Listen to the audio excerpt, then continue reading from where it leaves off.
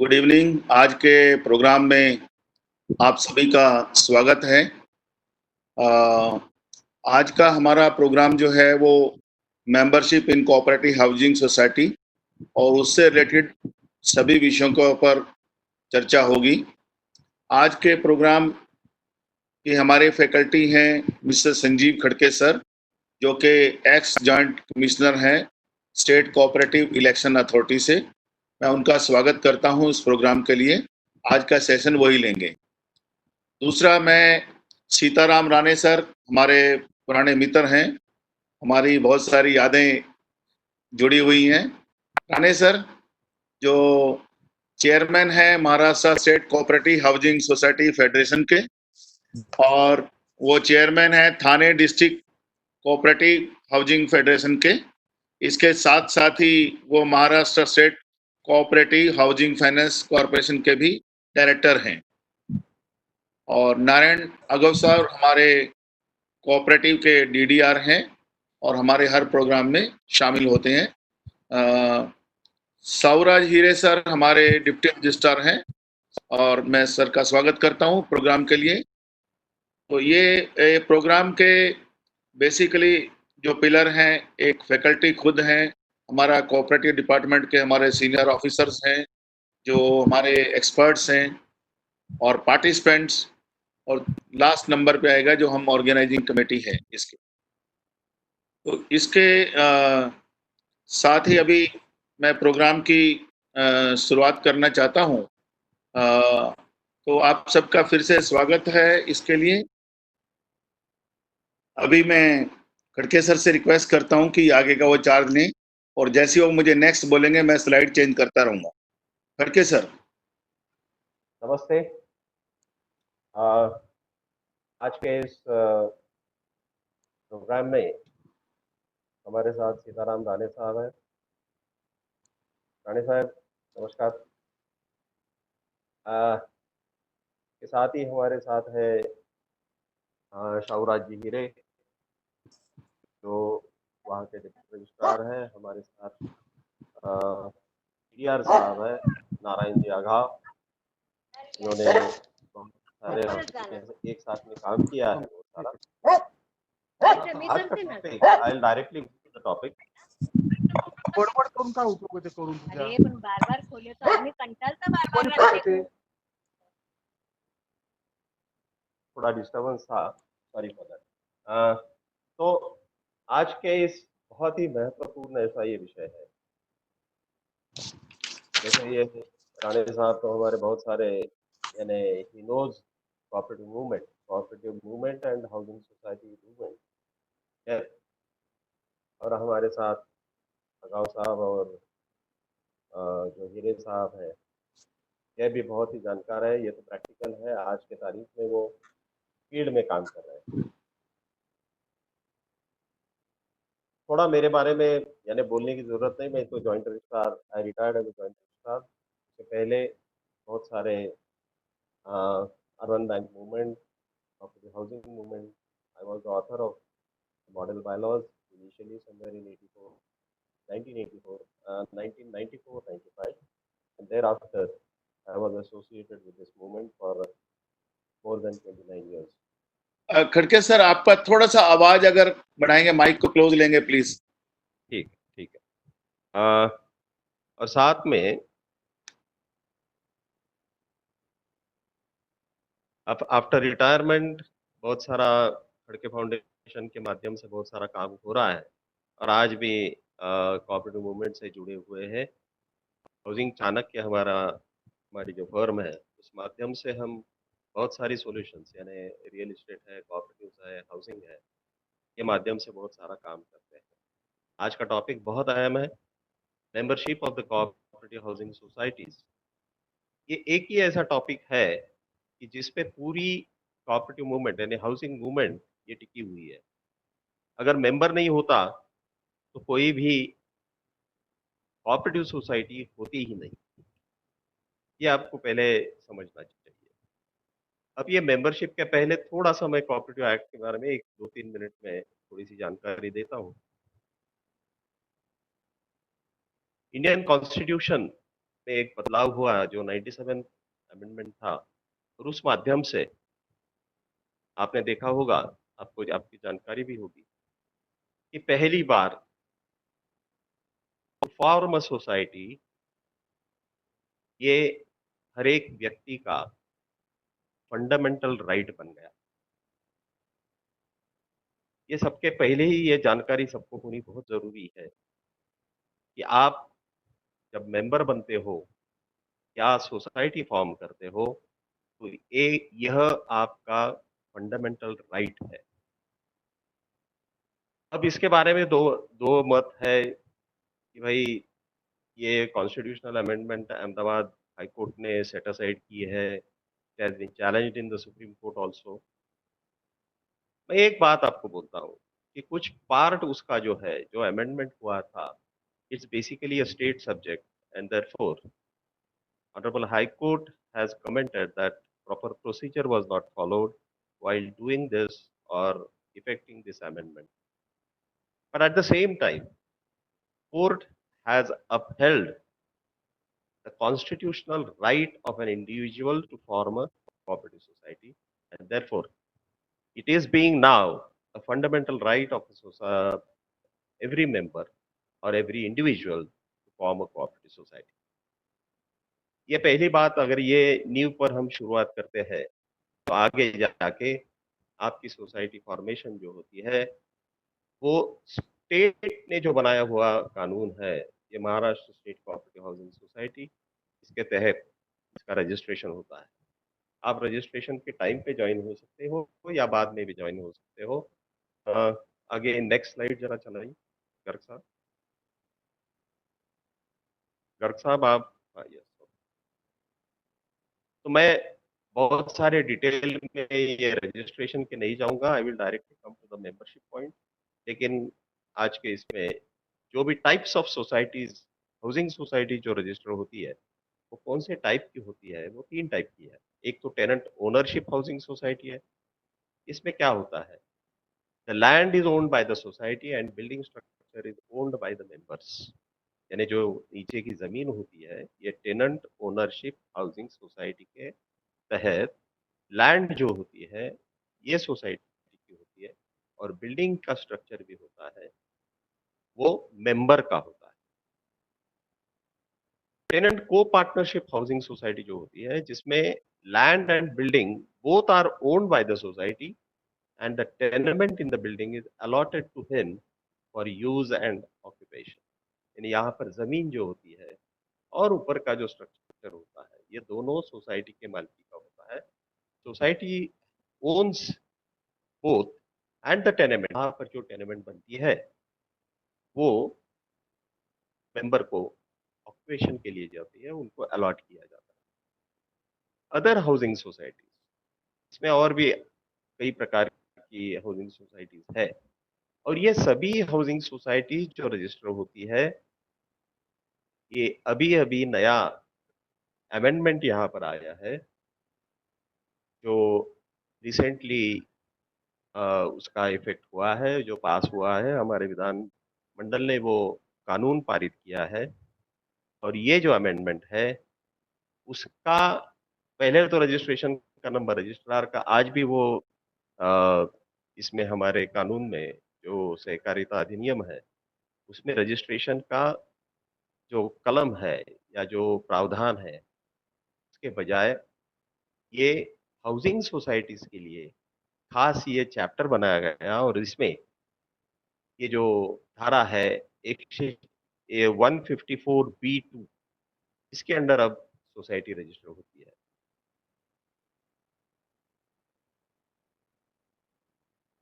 इसमें पहले कुछ डेफिनेशंस मैं ले लेता हूँ, और डेफिनेशंस में ये सब ले रहा हूँ इसलिए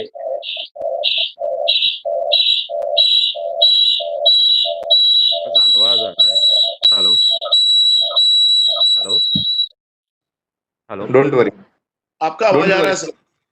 सर, आपका आवाज आ रहा है। नॉर्मली क्या होता है, नए लोग ज्वाइन होते हैं ना, तो at that point of time उनको पता नहीं होता रूल, तो उसके वजह से ये सब कुछ होता है, कोई रीजन नहीं ठीक है। है, ठीक है, ठीक है। अब अगर मैं जाता हूँ, यही डेफिनेशंस जो है सेक्शन 2 में है लेकिन अभी हमारा जो चैप्टर अलग हुआ है, अब सहकारिता अधिनियम, महाराष्ट्र सहकारिता अधिनियम 1960 में बहुत अलग-अलग किस्म के लिए, जैसे अर्बन बैंकों के लिए 110 बनाया गया, वो सेपरेट चैप्टर बनाए गए और क्रेडिट सोसाइटीज के लिए एक सेपरेट चैप्टर बनाया है। वैसे ही ये अभी जो 154 धारा जो बनती है, उसके तहत हाउसिंग सोसाइटीज के लिए एक सेपरेट चैप्टर ये सहकारिता कानून में बनाया गया है, सहकारिता अधिनियम में बनाया गया है। उसके तहत कुछ डेफिनेशंस आज की तारीख में ऐसा है कि पहले जो पुराने डेफिनेशंस है, वो भी है, जहाँ-जहाँ लागू पड़ता है और यहाँ पर अलग से ये जो मैं डेफिनेशन बोल रहा हूँ, ये चैप्टर में दिए हुए हैं। इसके सिवा जो डेफिनेशंस जो अलग है, वो अलग-अलग है। तो ये मैं जो डेफिनेशन बोलता हूँ, पहला डेफिनेशन है वो अलॉटी का है। Allotee means a member of housing society to whom a plot of land or a site or a flat in a building or a complex is allotted by the cooperative society, or a person who has purchased flat from the developer or competent authority and joined as a member of the society. यानी यहाँ पर flat हो, complex हो, building में का जो unit हो या कमर्शियल बिल्डिंग में का दुकान हो, ये जो अलॉटमेंट होता है उसे अलॉटी कहते हैं। नाउ कमिटी मेंबर ये होते हैं जो means a member of the society who has been elected और कॉप्टेड और नॉमिनेटेड। ये तीन संज्ञाएं हैं। कमिटी मेंबर तीन तरह के होते हैं, एक इलेक्टेड होता है, दूसरा कॉप्टेड होता है और तीसरा होता है नॉमिनेटेड। अभी आगे चलते चलते जहां पर भी इसका जिक्र होगा तब मैं एक्सप्लेनेशन देते रहूंगा। डिफॉल्टर मीन्स अ मेंबर और फ्लैट ओनर और ऑक्यूपायर। इसमें ध्यान देना बहुत जरूरी है, हु इज द डिफॉल्टर। आगे चल के फिर से ये डेफिनेशन में नहीं आना चाहिए, इसलिए मैं अभी बोल रहा हूँ who is the defaulter. Defaulter वो मेंबर है जो फ्लैट ओनर है या ऑक्यूपायर है, यानी जो वहां का ऑक्यूपेशन है, जो एज अ लाइसेंसी हो या जो भी हो। Who is occupier, he is a defaulter who fails to pay the dues of the society within 3 months from the date of service of bill or notice or due date of payment, whichever is later.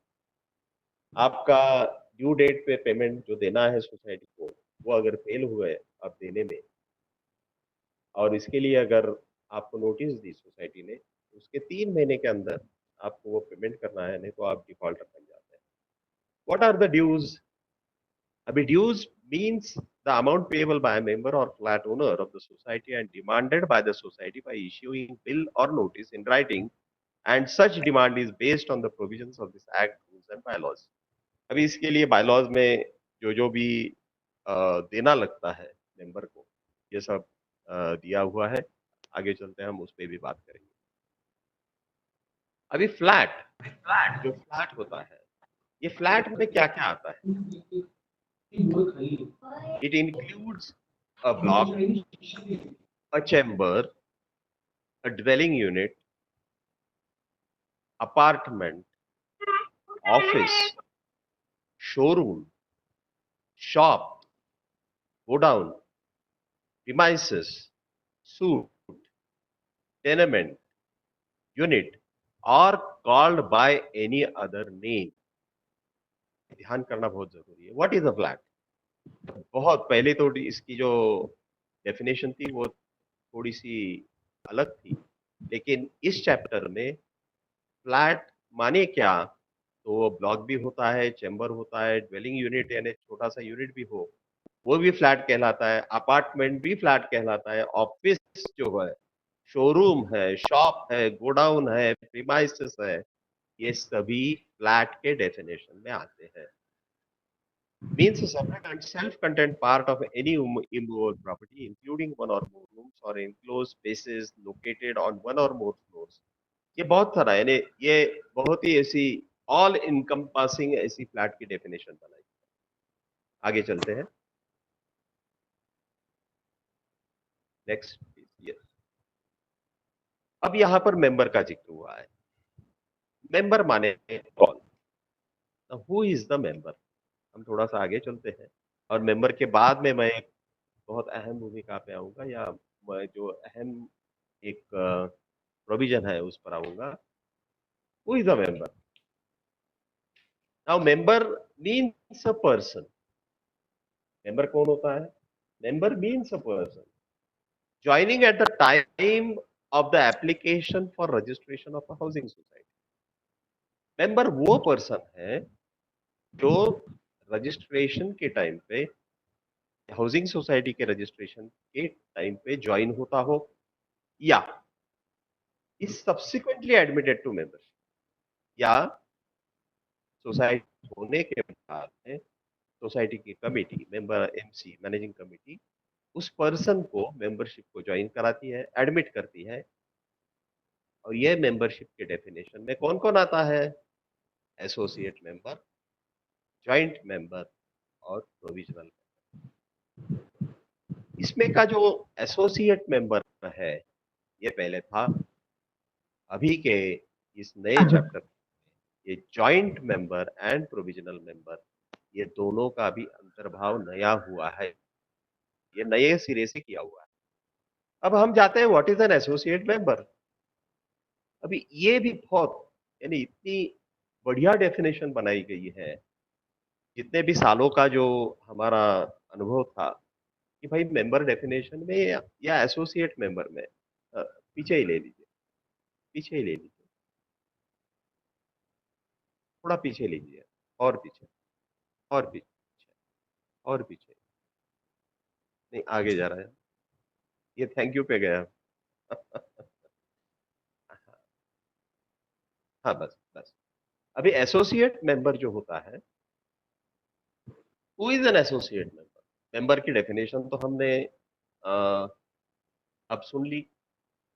और member कौन होता है? जो associate member है वो भी member कहलाता है, ज्वाइंट है वो भी मेंबर कहलाता है, प्रोविजनल मेंबर है वो भी मेंबर कहलाता है। तो who is an associate member? बहुत बढ़िया डेफिनेशन आज इसमें हो गई है कि जो भी अनुभव था हमारा ये पूरा समेट के ये डेफिनेशन बनाइए।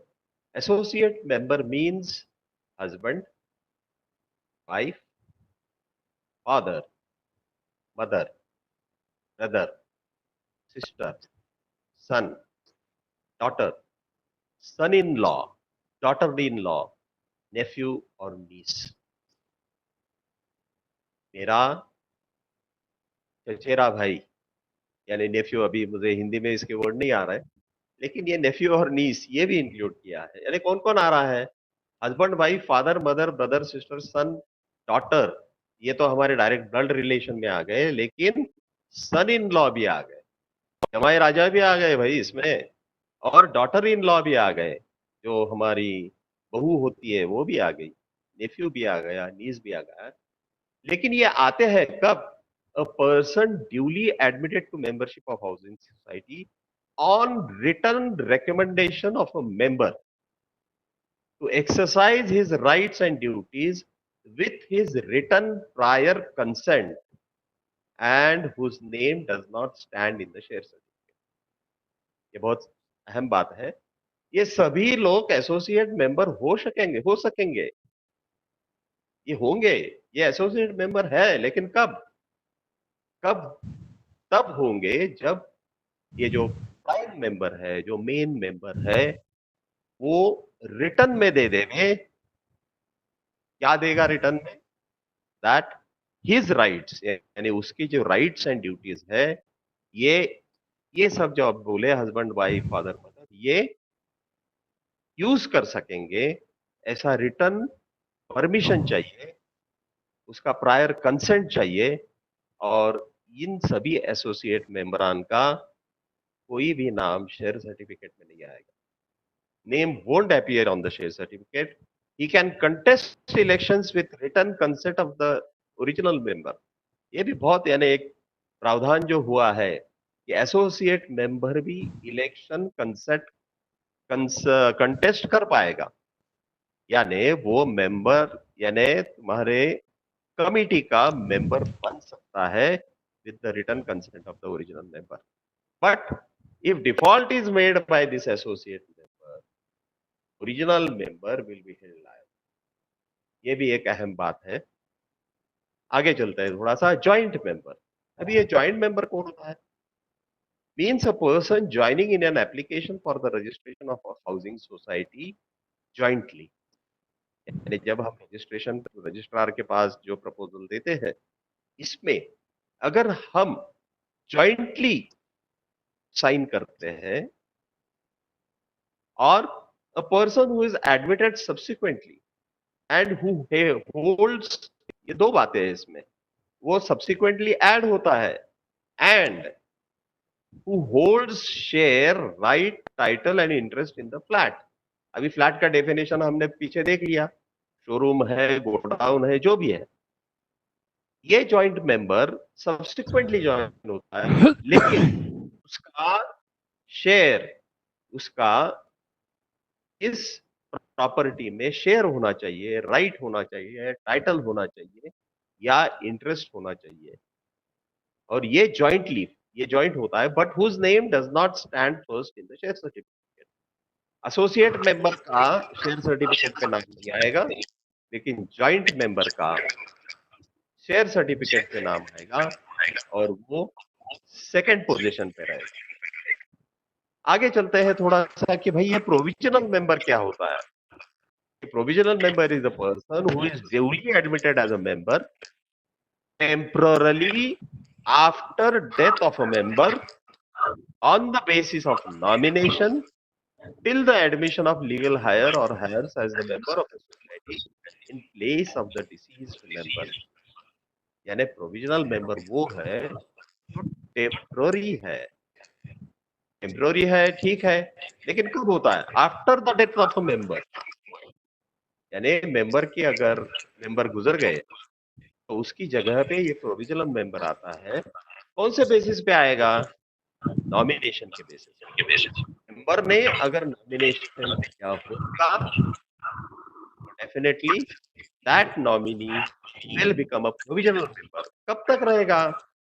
जब तक उसका admission, till the admission of the legal higher, उसका नहीं। अगर वो लीगल हायर तो उसका होगा, लेकिन जो उस प्रॉपर्टी का लीगल हायर है, लीगल हायर्स है, एट लीगल हायर और लीगल हायर्स, वो मेंबर बनेंगे। Next please. अगर हमने ऊपर देखा कि a person can become a member of the society. अब ये पर्सन माने क्या होता है? Who is this person? ये पर्सन होता है इंडिविजुअल, एक व्यक्ति, कोई भी व्यक्ति, लेकिन who is competent to contract. यानी वो 18 साल का होना चाहिए। बाकी के कॉन्ट्रैक्ट एक्ट में जो दिया हुआ है प्रावधान, he must be competent to contract। State government and central government, they are also the persons।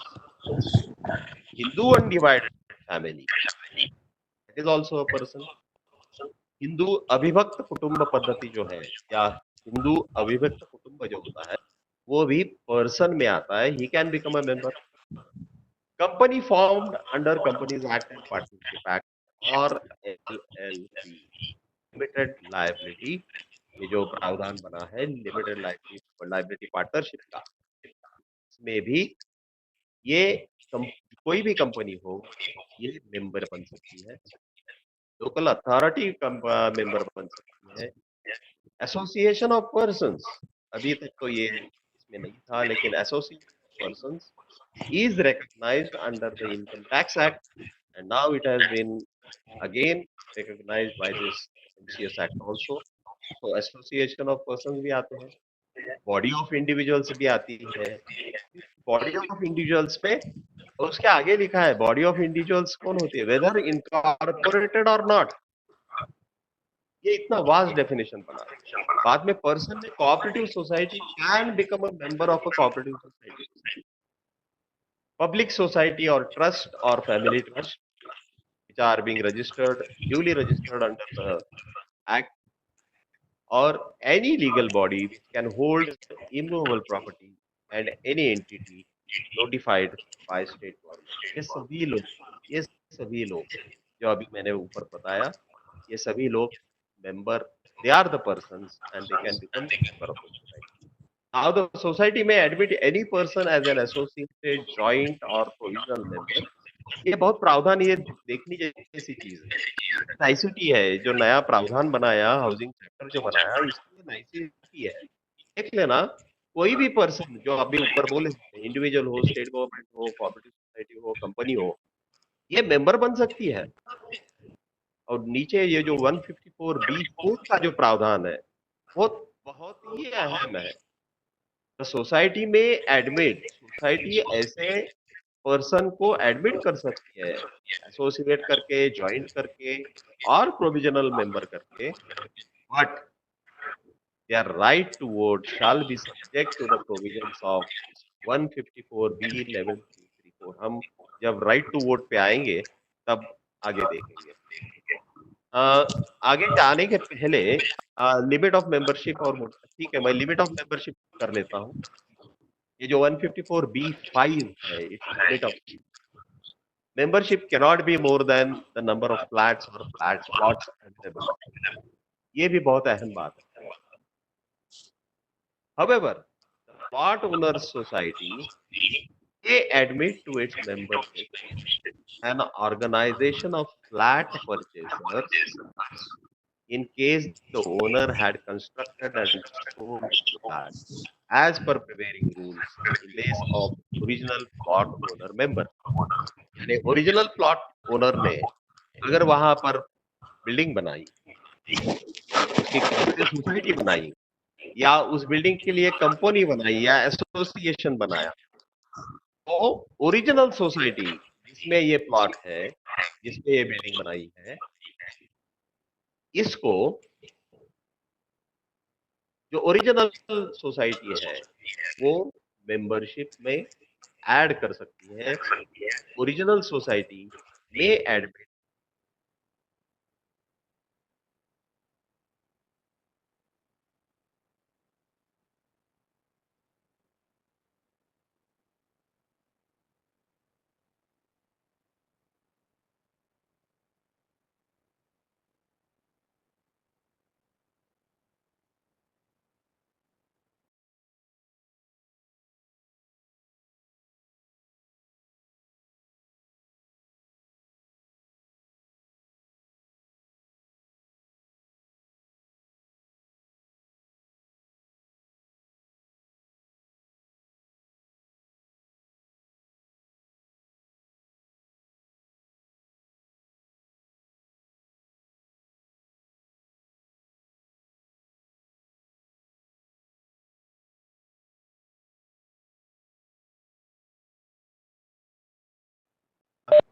किसी भी पर्सन को सोसाइटी मेंबरशिप रिफ्यूज नहीं कर सकती। अगर किया, अगर सेक्शन 23(1)(a) में हम जाएंगे, उसमें अगर सोसाइटी ने इस पर्सन के पास से एप्लीकेशन लेना या पेमेंट लेने के लिए अगर सोसाइटी ना करती है, रिफ्यूज करती है, तो इस पर्सन को 30 दिन के अंदर, 30 डेज,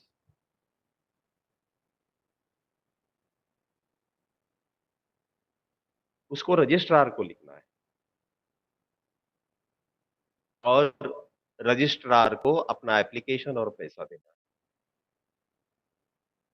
ये अगर सोसाइटी एक्सेप्ट करती है तो सोसाइटी को 30 दिन के अंदर उसको उस पर निर्णय लेना है और ऐसे एप्लीकेशन प्राप्त होने के बाद में 60 दिन के अंदर उसको कम्युनिकेट करना है।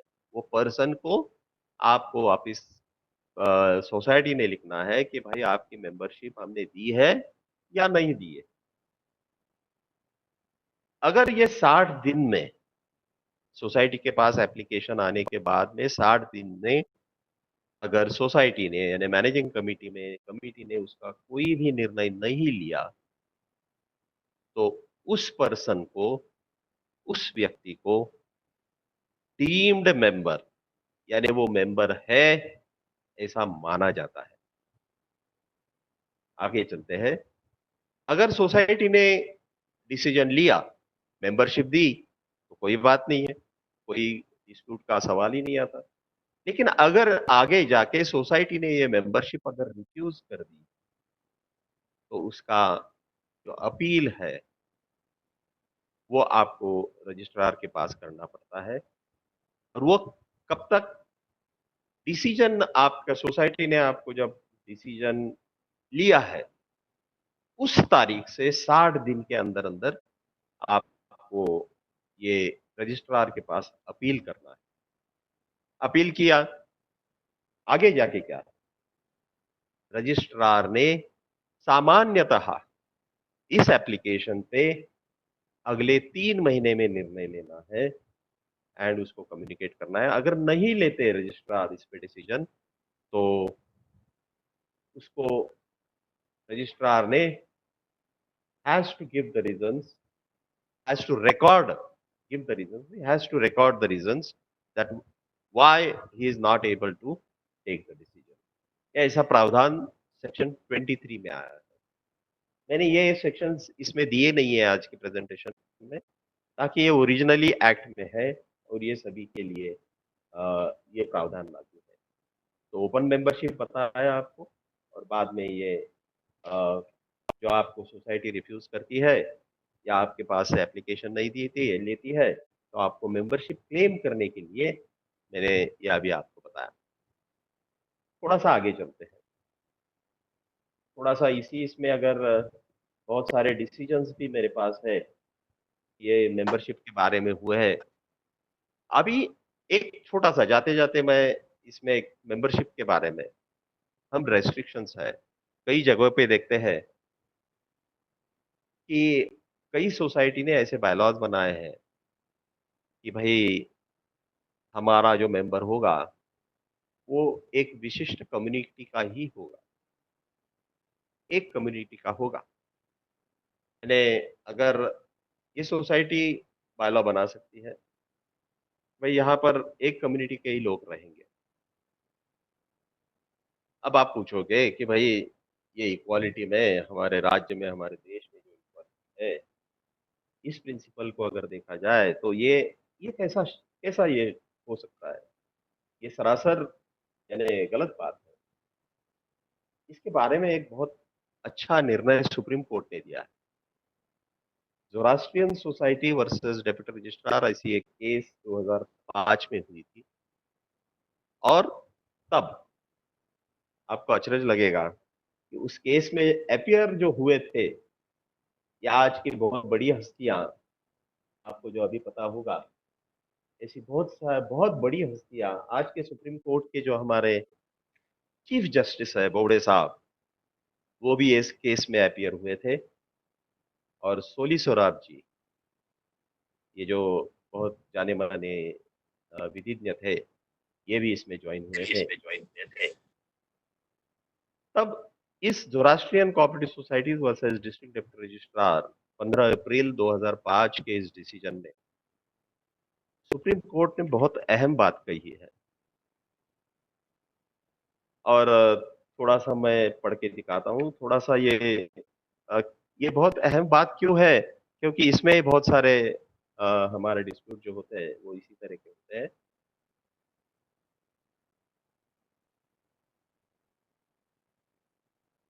In view of what we have stated above, we allow this appeal and set aside the judgments of the High Court, the orders of the authorities under the Act, and uphold the right of the society to insist that the property has to be dealt by the respondent number 2 only in terms of the bylaws. Respondent number 2 and a member. तो bylaws के जितने भी provisions है उसके तहत ही वो निर्णय लेगा। उसके the bylaws, the provisions of the bylaws are binding upon the member and assigned either wholly or in parts only to persons qualified to be members of the society in terms of bylaws. यानी bylaws में अगर कहते हैं कि इस किस्म का आदमी ही हमारा मेंबर बन सकता है, इस किस्म का पर्सन ही हमारा मेंबर बन सकता है, तो the bylaws are binding upon the member and therefore when he is coming, he has to be qualified as per the provisions of the bylaws. और सुप्रीम कोर्ट का ये बहुत अहम निर्णय है, जिसमें पारसी कम्युनिटी थी और पारसी कम्युनिटी के सोसाइटी में जो थर्ड पार्टी ने कुछ इंटरेस्ट क्रिएट किया था, वो डिस्प्यूट इसमें हुआ था। सुप्रीम कोर्ट का ये बहुत ही बड़ा डिसीजन इसमें आया है। इस हमारे मेंबरशिप के बारे में ये बहुत बड़ा डिसीजन है। दूसरा मेंबरशिप, आगे थोड़ा सा चलते हैं, I will finish and then take the voting rights के बारे में हम थोड़ा सा बात करेंगे। ये राइट जो है, यानी राइट्स एंड ड्यूटीज मैं अलग से बताऊंगा आपको, लेकिन यहाँ पर थोड़े से राइट्स के बारे में आगे चलते हैं। उसके राइट्स है, वोटिंग राइट्स है। Every member shall have only one vote. ये इसलिए बोला है, कुछ कुछ जगहों पे अगर एक ही मेंबर के 4 और 5 फ्लैट है, इसमें विरोधाभास हो सकता है, मैं जो बोल रहा हूँ सभी लोग मुझसे एग्री करेंगे ऐसा नहीं है, लेकिन अगर मेरे पास 5 फ्लैट है, एक ही मेंबर के पास है, अभी ये इस मेंबर में ये है, भाई जो मैं मिसाल दे रहा हूँ वो कंपनी की है। कंपनी की कोई लैंड होती है और वो कंपनी अगर उस पर फ्लैट्स बनाती है किसी डेवलपर को लेके, और ये लैंड के बदले में वो डेवलपर वो कंपनी को एक्स नंबर के फ्लैट देता है, 10 हो 20 हो जो भी है, और ये अलग अलग फ्लैट जो होते हैं उसके लिए कई जगहों पर एक ही सर्टिफिकेट दिया जाता है, और कई जगहों पर जितने भी नंबर ऑफ फ्लैट्स डेवलपर वो कंपनी को देता है उतने देते हैं। अब ऐसा होता है कि अगर उसके पास 10 फ्लैट आए हैं और 10 शेयर सर्टिफिकेट है, तो उसके क्या 10 वोट होंगे क्या? नहीं। ये कंपनी कायदा और हमारे में फर्क है। कोऑपरेटिव सोसाइटीज एक्ट में a member shall have only one vote despite of any number of shares held by him. In case of, लेकिन इसमें एक थोड़ा सा प्रावधान बदल दिया है आगे जाके। In case of equality of vote, chairman shall have a casting vote in the meeting of the society. हर एक मेंबर को एक ही वोट है, और आगे जाके अगर चेयरमैन को इक्वालिटी वोट होती है तो एक एक्स्ट्रा वोट होता है। Associate member has a right to vote with the prior written consent of a member. वो मेंबर का कंसेंट होने के पहले ही वो नहीं हो सकता। Provisional member shall have a right to vote, ताकि वो आता है वो ओरिजिनल ओनर के जगह पे, उसको भी यहाँ पर राइट टू वोट है। In case of joint member, जहां पर ज्वाइंट मेंबर होता है उसके तहत जिसका नाम पहला है शेयर सर्टिफिकेट में, he is authorised to vote. अगर वो एब्सेंट है तो दूसरा जो ज्वाइंट है वो वोट कर सकेगा। अगर वो भी एब्सेंट है और तीसरा न है, तो वो तीसरे को ये एंटाइटलमेंट जाती है। ये लाइकवाइज आगे चल जाता है। अगर 4-4 जॉइंट मेंबर है तो पहला नहीं हो तो दूसरा, दूसरा नहीं हो तो तीसरा, तीसरा नहीं हो तो चौथा, ऐसे ये चलता है। Authorized persons, director, partner, as the case may be of association of society, company, जितने भी हमने persons बोले हैं, यानी body corporate, local authority, appointed for the purpose, यानी जो पर्सन, यानी डायरेक्टर हो, पार्टनर हो या पर्सन हो, who is appointed by that company shall have the right to vote. आगे चलते हैं। ट्रांसफर ऑफ शेयर, अभी ये बहुत अहम बात है सबके लिए। A member may transfer his share, right, title, and interest of his property in a society by way of a registered document only. इसके आगे के भी बहुत सारे प्रावधान है। अभी ये इसमें ट्रांसफर ऑफ प्रॉपर्टी एक्ट आता है, टाइटल जाता है तो उसमें जाता है, इसमें सक्सेशन एक्ट का भी बहुत प्रावधान आता है, बाद में लीगल हायरशिप आती है, ऐसे बहुत सारे प्रश्न इसमें है। लेकिन एक ही है जो ट्रांसफर कर सकता है, उसके लिए अहम बात यह है, he can do it by way of registered document only. अगर डॉक्यूमेंट नहीं है और वो रजिस्टर्ड नहीं है, तो ये ट्रांसफर नहीं हो सकता। ये 154(b)(12 की बहुत अहम बात है। अगर डेथ होता है तो क्या होगा?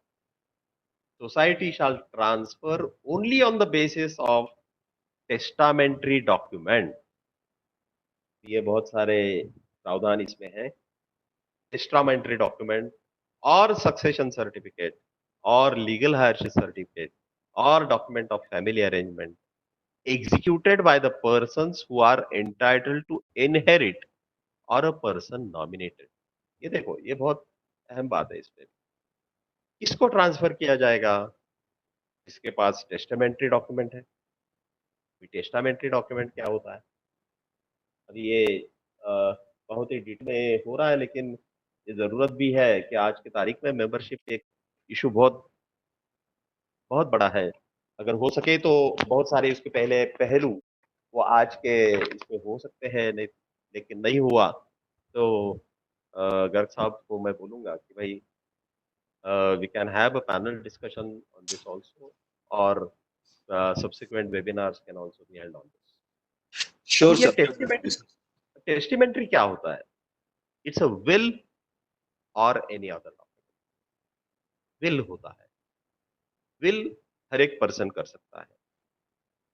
अभी ये विल के बारे में बहुत सारी यानी हमारे हमारे अपना विल के बारे में एक्ट में बहुत सारे प्रावधान है, लेकिन विल की एक बात है, और ये सबके उसमें विल की दो तीन ही रिक्वायरमेंट है जिसमें वो विल होता है। पहली तो बात है, the will need not be registered. It need not be registered. लेकिन अगर उस विल के बारे में अगर कोई डिस्प्यूट होता है तो ये अच्छा होता है कि वो रजिस्टर्ड हो। ये जो विल बनाने वाला है वो उसका रजिस्ट्रेशन जरूर करे।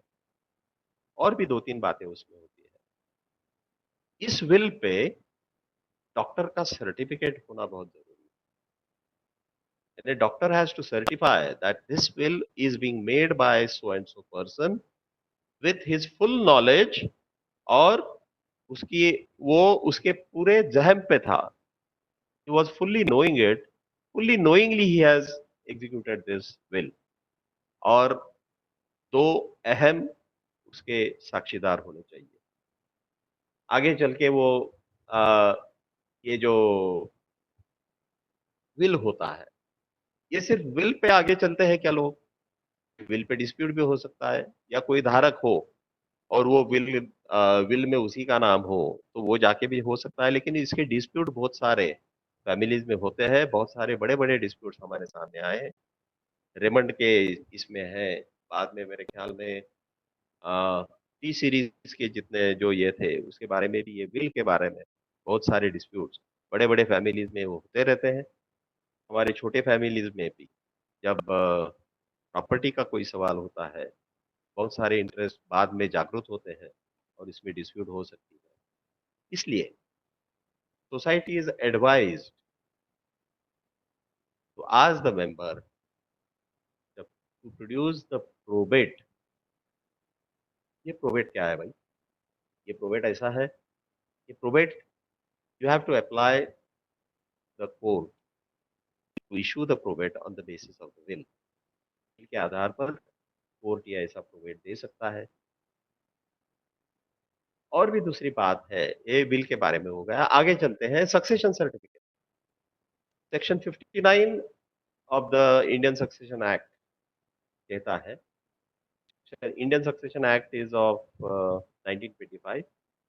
Succession certificate is issued by the court to the legal heirs of deceased, established authenticity of the heirs, and give them authority to inherit debts, securities, and other assets of the deceased।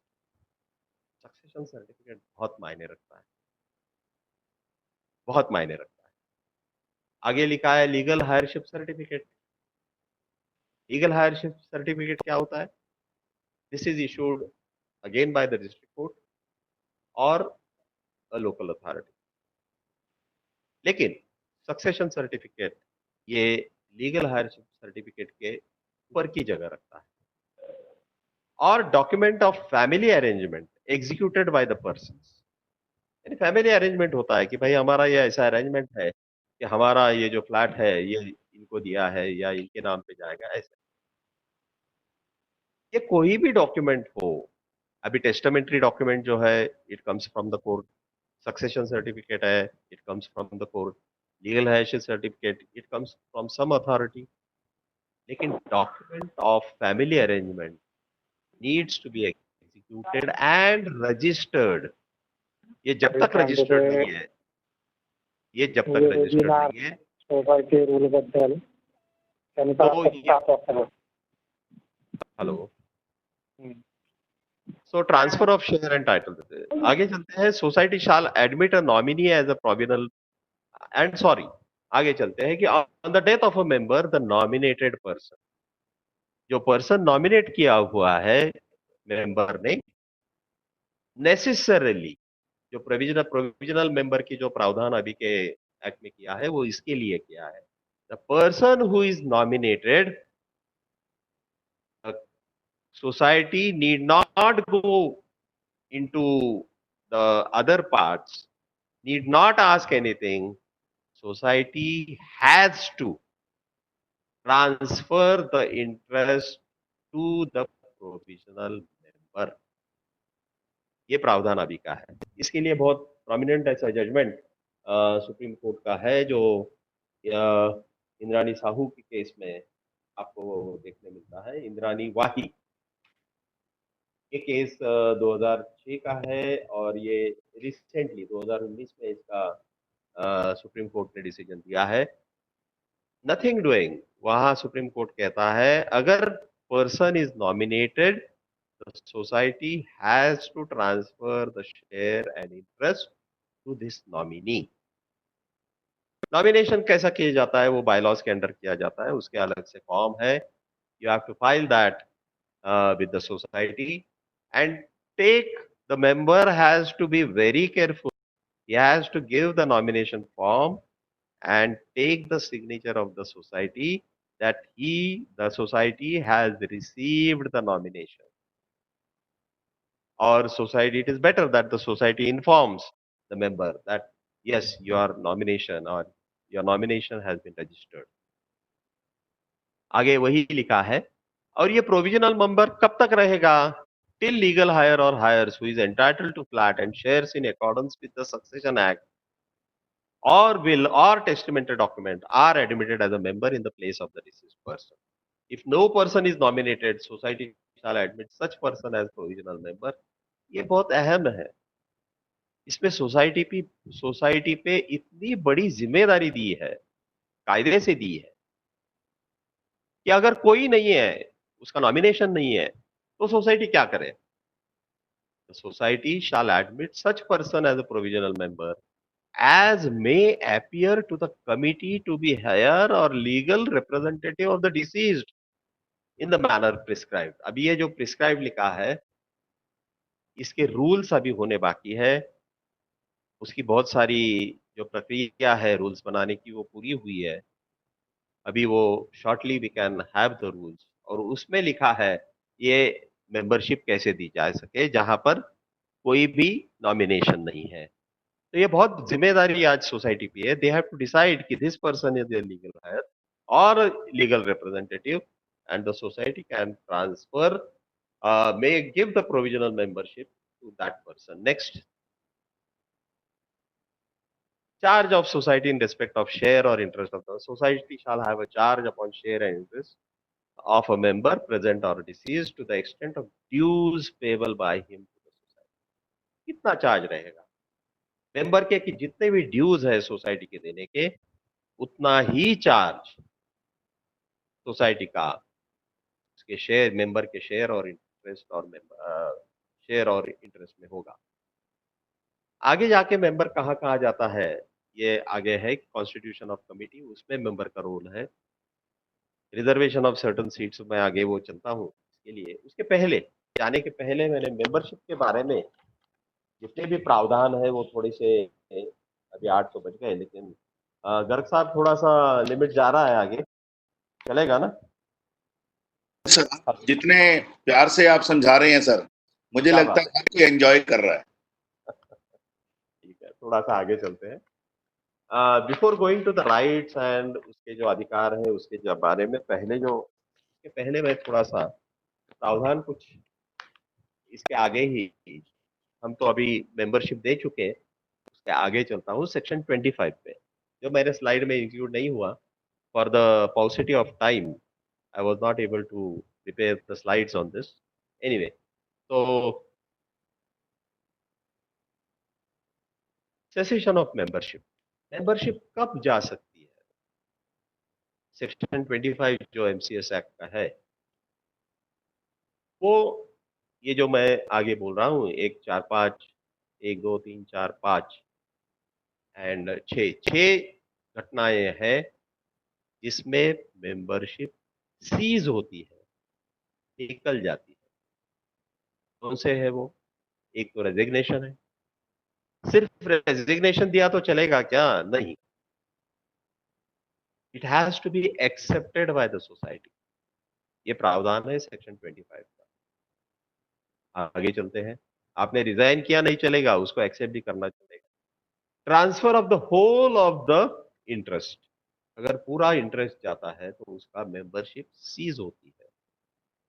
On the death of the member, अगर member गुजर जाता है उसकी membership जाती है।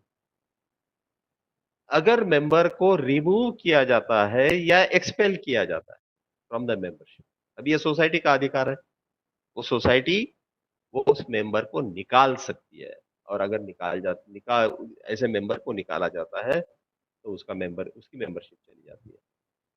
Company के बारे में, जब ये कंपनी डिसॉल्व होती है, company ceases to exist, then also उनकी मेंबरशिप सीज होती है, निकल जाती है।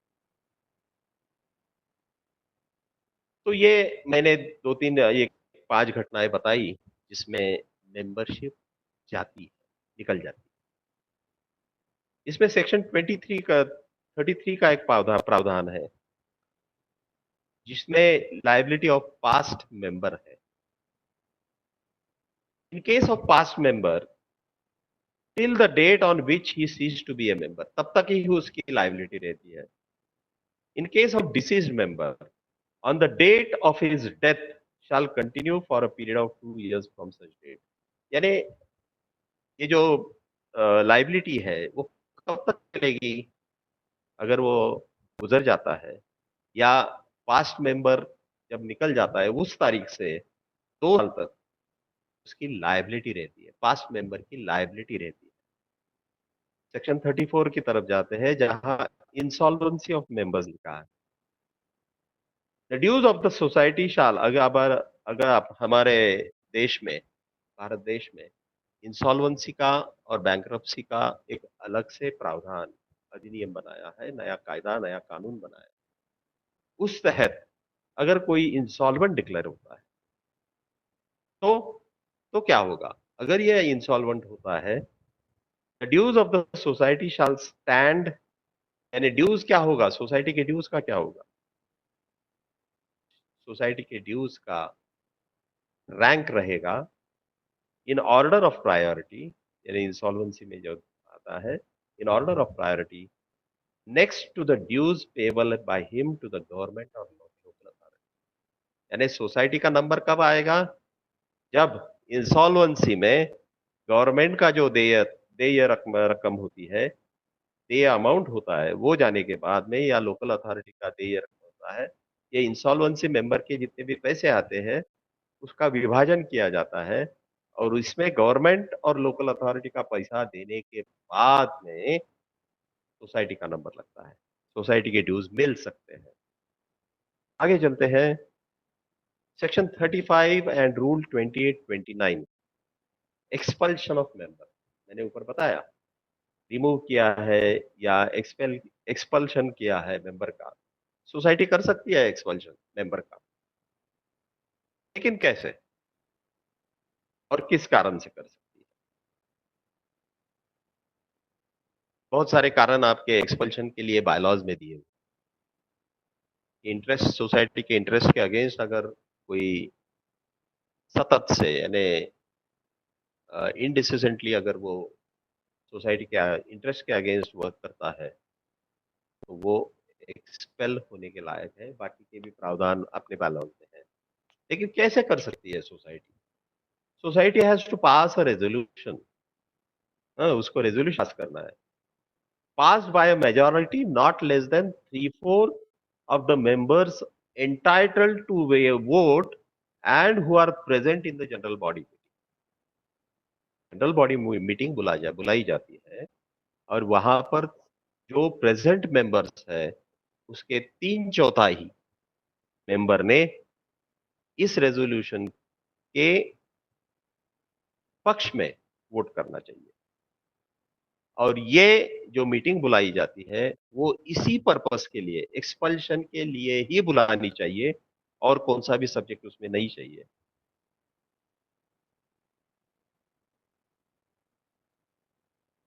अगर निकालने के बाद में, लेकिन निकालने के पहले ये मेंबर को पूरी संधि देनी चाहिए। उसका जो कहना है वो पूरी तरह सुनना चाहिए और ये संधि जो है वो उसी जनरल बॉडी मीटिंग में देनी चाहिए। यानी ये member has to address the general body meeting that why he should not be expelled from the membership of the society. आगे चल के और एक प्रावधान है कि सोसाइटी ने भले निकाले लेकिन वो फाइनल हुआ क्या? नहीं। This resolution has to be approved by the registrar. Registrar ने इस रेजोल्यूशन को मान्यता देनी चाहिए। रजिस्ट्रार ये मान्यता कब देता है? वो फिर से उस मेंबर को बुलाएगा, सोसाइटी को बुलाएगा, पूरे कागजात, पूरे डॉक्यूमेंट्स, ये पूरे उसकी तहकीकात करेगा। उसका कहना जो है वो फिर से रिकॉर्ड पे लेगा, उसको फिर से अपॉर्चुनिटी देके फिर बाद में रजिस्ट्रार इसको अप्रूवल दे सकता है। अब ये फाइनल हुआ क्या एक्सपल्शन? ऐसे है नहीं। अगर लगा सोसाइटी को नहीं भाई कुछ हमारी भूल हो गई थी तो they can also readmit only after 1 year. Such member can also be readmitted to the society. लेकिन साल भर के पहले with the permission of the registrar this member can be readmitted to the membership of the society. आगे तो constitution, अभी member का role और कहाँ चलता है? कॉन्स्टिट्यूशन ऑफ द कमिटी पे चलता है। Committee shall consist of members as decided by the government by way of notification. अभी ये नोटिफिकेशन आने हैं लेकिन बायलॉज में ये कमिटी का जो मेंबर है कितने मेंबर होने चाहिए, कितने मेंबर्स के लिए कितने कमेटी मेंबर होने चाहिए, ये सब दिया हुआ है। Committee of the society shall stand constituted on the date of declaration of the result of the election where more than 2/3 of the committee members have been elected. Term of office of the members of the shall be of 5 years. इस committee पे reservation है, वो 154B(20) के तहत है। Member belonging to scheduled caste and scheduled tribe, he has to be one of the members. One member belonging to OBC class, other backward class. One member belonging to the denotified tribes और special backward class. ऐसे ये 3 तो reservation है और reservation for women भी चलता है। इसमें 2 सीट्स है वो रिजर्व रखी है। लेकिन जहां पर अगर सोसाइटी में वुमेन मेंबर ही नहीं है तो इसमें ये लागू नहीं होगा। थोड़ा आगे चलते हैं। Hello, next slide please. Yes, now अब disqualification of members and committee, यानी जो ये होता है disqualification of no person shall be eligible to be appointed, nominated, elected और being a member of the committee. ये एंटाइटलमेंट है। कौन से कारणों से? If he is a defaulter of any society. अभी डिफॉल्टर कौन होता है उसकी भी व्याख्या हमने पीछे देखी, पहले इसमें ही देख ली कि who is a defaulter. If he carries business और है, ये सब जगह और है, जरा देख लेना।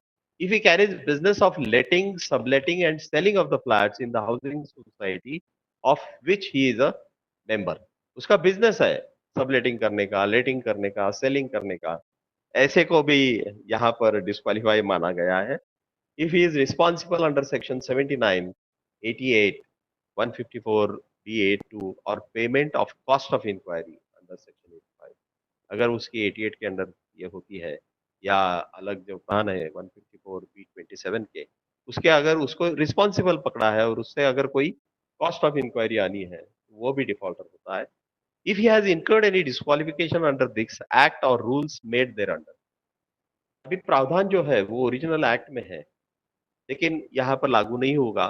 लेकिन दिस एक्ट में, जो एमसीएस एक्ट में और रूल्स में जो प्रावधान है और उसको वहां पर डिस्क्वालिफिकेशन के कुछ मुद्दे दिए हुए हैं और वो डिस्क्वालीफाई होता है, तो वो इसमें भी वो डिस्क्वालीफाई होगा।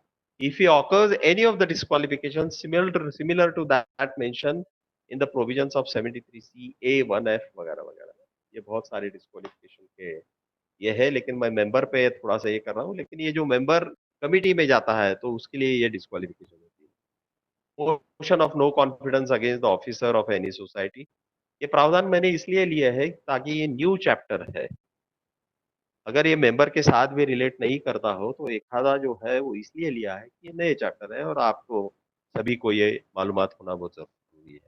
Approval of 2/3 of majority of the committee present entitled to vote at such meeting is required to pass motion of no confidence against the society or officer. Approval of 2/3 majority of the committee, ये committee के लिए है, committee member के लिए है अगर उसके against motion of no confidence आता है। आगे चलते हैं, रिकवरी ऑफ सम्स। मेरे ख्याल में मेरे पहले के कोई वक्ता ने ये रिकवरी बहुत सारे डील किए हुए हैं। नेक्स्ट, रिमूवल ऑफ मेंबर, मैंने पहले ये अभी ले ली, लेकिन ये बहुत अहम है, ये इसमें बहुत स्पेसिफिक लिखी है, इसका पूरे मेंबरों ने ध्यान रखना चाहिए। रिमूवल ऑफ मेंबर का प्रावधान बहुत लाभ यानी बहुत इफेक्टिव है। 154B9 इसके तहत ये रिमूवल है। When any question arises in respect of membership of a person as to whether he has been duly admitted to the membership of the society or has been admitted in violation of the provisions of the Act, rules and bylaws. देखो इसमें कितने हैं। ये ऐसा प्रश्न अगर आता है कि ये मेंबरशिप जो दी हुई है एक कोई व्यक्ति को दी है जो कायदा, कानून, रूल्स और बायलॉज के प्रोविजंस के अगेंस्ट यानी उसके अगेंस्ट जाके दी हुई है, तो रजिस्ट्रार सुमोटो, अगर रजिस्ट्रार को पता चलता है कि यहाँ पर ये ऐसी ऐसी मेंबरशिप दी है, तो वो खुद होके या उसके पास अगर कोई एप्लीकेशन आता है, तकरार आती है कि भाई ये ऐसा ऐसा हुआ है और यहाँ पर जो मेंबरशिप दी हुई है ये एक यानी कोई कानून के तहत नहीं दी गई है, तो रजिस्ट्रार को ये एम्पावर किया है। Shall decide such question, registrar will decide such question in 3 months from the date of application. 3 महीने में ये रजिस्ट्रार ने डिसाइड करना है अगर उसके पास एप्लीकेशन आता है तो, या खुद होके। And if he is satisfied that the person has been admitted as a member, उसको अगर उसकी खातरी हो जाती है या खातर जब उसका पूरा ये हो जाता है, सेटिस्फाई हो जाता है कि भाई ये मेंबर को, ये पर्सन को मेंबरशिप दी है, वो बेकायदा यानी बेकानूनी कानून के तहत नहीं ली गई है, प्रोविजंस के आगे दी गई हुई है, बायलॉज के प्रोविजंस के आगे दी गई हुई है, तो registrar shall pass an order to remove such person from membership but no. अभी ये देखो रजिस्ट्रार के बहुत बड़े अधिकार है, ये ऐसे अधिकार यानी जो दी गए हुए हैं ये नए चैप्टर में है। ये सुमोटो जो है, रजिस्ट्रार का सुमोटो जो एक्शन है वो भी बहुत अहम है, इसके बारे में आपको जानकारी होना बहुत जरूरी है। लेकिन रजिस्ट्रार ऐसी ऑर्डर नहीं पास करेगा कब तक, जब तक वो ऐसे मेंबर को और सोसाइटी को अपॉर्चुनिटी नहीं देता। उनका कहना उसको सुनना पड़ेगा।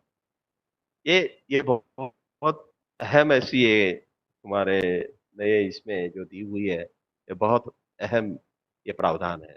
आगे next please. Rights of member अभी इंस्पेक्शन के है। Inspection is free of cost. Inspection क्या क्या इंस्पेक्ट कर सकता है वो तो copy of the act, last audited balance sheet, bylaws की copy, rules, list of members of the committee, register of members ये देख सकता है। The minutes of the general body meeting, committee meeting के मिनट्स देख सकता है। Those portions of the books and records in which his transaction, उसके संबंध में जो ट्रांजैक्शन है वो बुक्स और वो रिकॉर्ड्स वो देख सकता है, बाकी कोई नहीं देख सके। यानी ये दूसरे मेंबरों का रिकॉर्ड या ट्रांजैक्शन एक मेंबर नहीं देख सकेगा, उसका खुद का है वो देख सकेगा। तो सोसाइटी अगर ये कॉपीज मांगता है, ये ऊपर के जितने भी हमने ABCD बोले, he has to the society has to provide the copies of the documents on written request on and on payment of fees as decided by the, अभी ये पेमेंट ऑफ फीस तय होना बाकी है, लेकिन ये फीस भरना है मेंबर को और उसको ये कॉपीज मिल सकती है। ये जो मैंने ABCD अभी बताए, within 45 days from the date of payment of such fees, यानी पेमेंट के उससे पेमेंट करने के बाद में 45 दिनों में सोसाइटी ने ये ऊपर की अगर कॉपीज मांगी है वो देनी है। फिर से बोल रहा हूँ, आई एम अगेन अंडरलाइनिंग क्योंकि इसके क्वेश्चंस बहुत सारे आते हैं। Those portions of the books and records, ये बाकी का तो उसको मिलेगा, कॉपी ऑफ द एक्ट मिलेगी, लास्ट ऑडिटेड बैलेंस शीट मिलेगा, list of members of the committee मिलेगी, the minutes of the general meeting मिलेंगे, कमिटी मीटिंग्स के मिलेंगे, और उसके संबंध में जो ट्रांजैक्शन है उसके बारे में उसको ये इंफॉर्मेशन मिल सकती है। Next, other rights, right to receive a copy of model bylaws मैंने पहले बताया, right to nominate associate member, a member has the right to nominate an associate, यानी नॉमिनेट यानी इट्स नॉट अ नॉमिनेशन, लेकिन written consent देनी है। Right to occupation and position of the flat, right to attend the annual general meeting, ये तो members के सबके अधिकार है।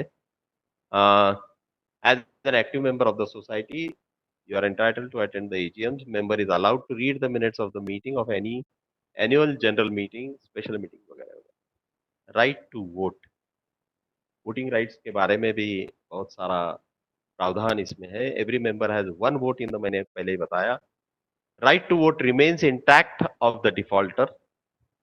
Right to nominate members to the managing committee, यानी आप किसी भी मेंबर को नॉमिनेशन कर सकते हैं, यानी उसका सेकेंडर या प्रपोजर आप हो, ये मेंबर को होना उसका राइट है। Right to nominate himself to the managing committee, यानी वो खुद भी जाके मैनेजिंग कमिटी में राइट। आगे,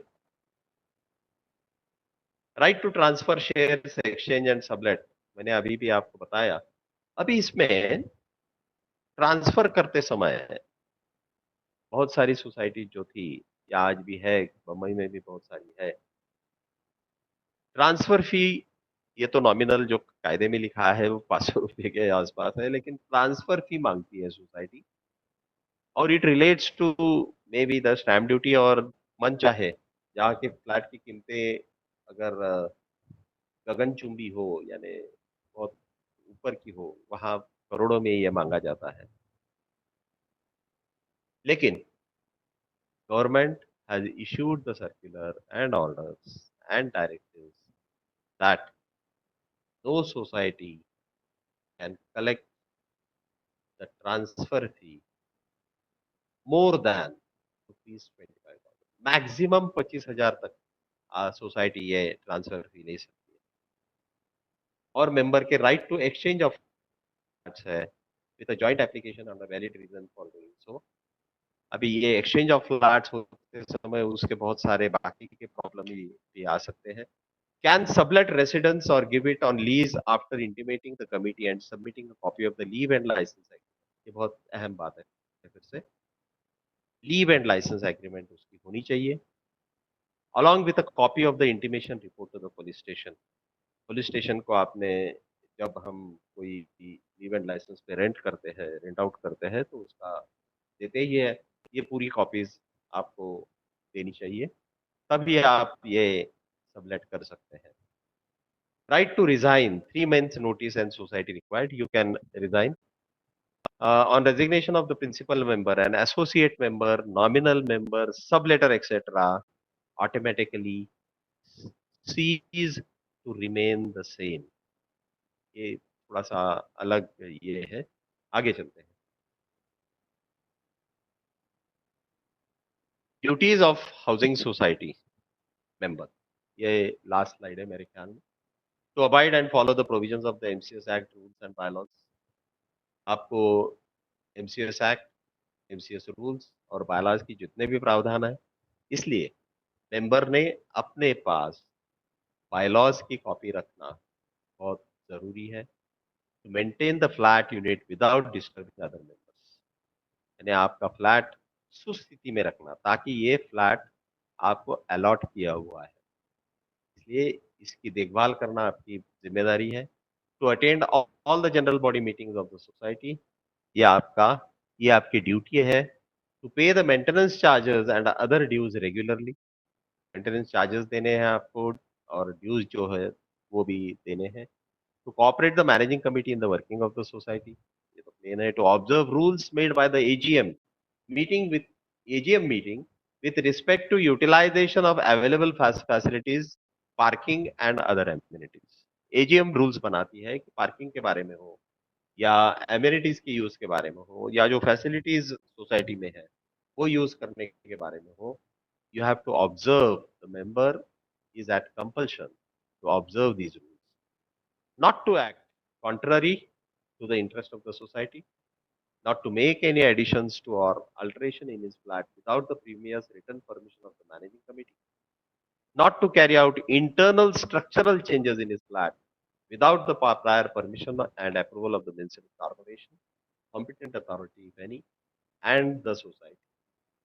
Action under the bylaw number 166 of the model bylaws if permission not. मेरे ख्याल में मैंने मेरा बहुत सारा प्रेजेंटेशन तो खत्म कर दिया है। 2 मिनट कुछ रहा हो तो मैं बता दूंगा। I think I have completed my presentation. Thank you all.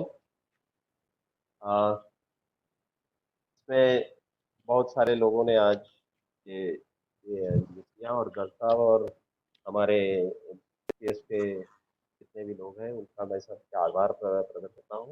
उन्होंने मेरे लिए ये संधि दी और मुझे प्रेजेंट करने के लिए अच्छा अवसर प्रदान किया।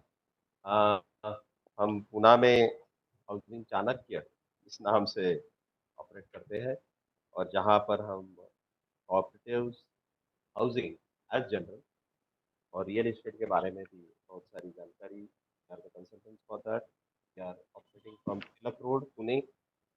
The email is given in my slides. Thank you very much Garg साहब, थैंक यू। अभी हम वेबिनार का ये पार्ट यहीं पर समाप्त करते हैं। मैं केसीगर सभी आयोजकों की तरफ से आप सबका बहुत बहुत धन्यवाद करता हूं कि आपने ये प्रोग्राम देखा। मुझे उम्मीद है कि ये प्रोग्राम आपकी अपेक्षाओं के अनुरूप मिलेगा और जब हम सब लोग आप अपनी सोसाइटी में जाएंगे तो हम इसका भरपूर हमें लाभ मिलेगा। और मेरी आप सबसे एक अपील है कि हम लोग जो भी अभी तक सोसाइटी फेडरेशन की मेंबर नहीं बनी हैं वो कृपया करके जल्दी फेडरेशन की मेंबर बन जाइए, ताकि हम जो भी आगे लाने वाले एजुकेशन वेबिनार प्रोग्राम हैं उन सब का बहुत फ़ायदा उठा सकें। धन्यवाद।